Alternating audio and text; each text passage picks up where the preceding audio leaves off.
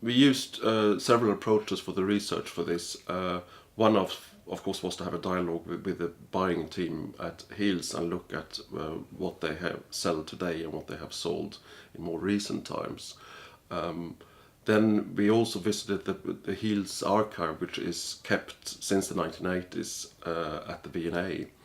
And that was one of the greatest days in my life, I think, going through all these documents and photographs and drawings and folders to see who they communicated with, which designers and manufacturers they were in touch with around the world.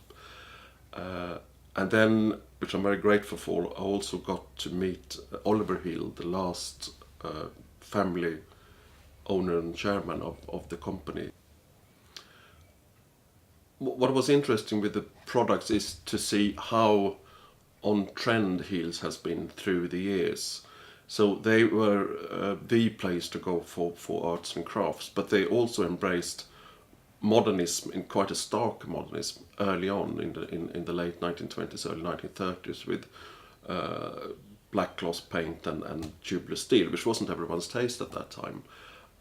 And then from the 1950s onwards, Scandinavian design, which is where I come from in my background, they had a really close, major working relationship with the key suppliers and key designers, and some of those big names were invited over as guests to Heels, including some Scandinavian royalty as well.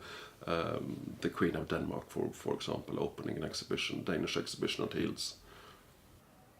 One of the nice discoveries I did during the research was on the textile side of Heels.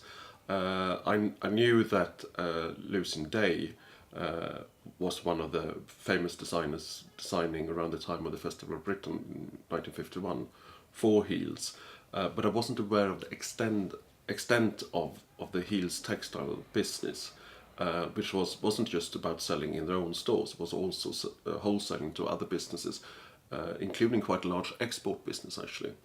And the textile side of Heels was so important that during the Second World War, the Tottenham Court Road building was converted into a parachute factory because there were both seamstresses and sewing machines available. And it's quite amazing to imagine that during the Blitz, bombs are falling over central London, yet the Heels building is used for this purpose. The Mansard Gallery was located on the top floor and was used for special exhibitions, not just of selling furniture or household objects, but also for art.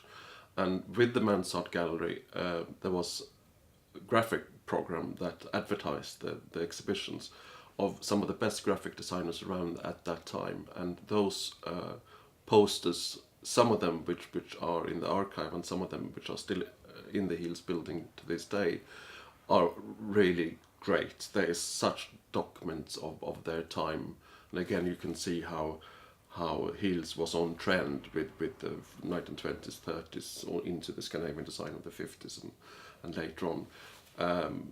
They are absolutely stunning, beautiful designs. One of the beauties with Heels is that it looks to its British heritage through things like Heels Discovers. So a lot of the makers and craftspeople of today have an opportunity to show their products at Heels, and some of those products we have included in the selection, and hopefully they will be future classics in days to come. What is the future of Heels and what is the future of the product selection?